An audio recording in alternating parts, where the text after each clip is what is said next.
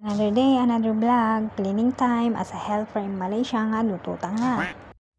Alam niyo mga beshi, dito sa abroad normal lang ang mag-mop ng floor, maglinis ng tables, at furnitures.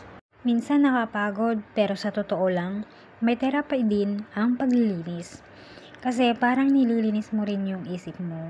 Ang sahig parang puso lagi na natatapakan pero okay lang, kaya ko pa daming linisin.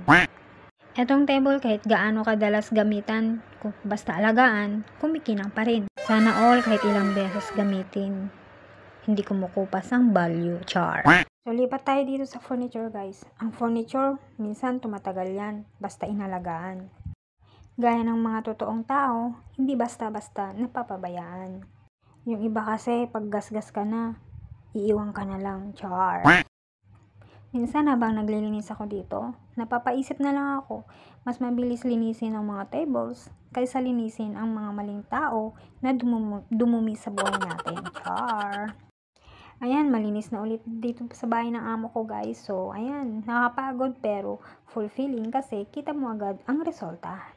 Sana ganun din sa buhay, kung gaano kabilis maglinis ng bahay, ganun din kabilis mawala ang sakit at stress. Pero okay lang, araw-araw tayong may chance na maglinis. At araw-araw din tayong may chance na mag-heal.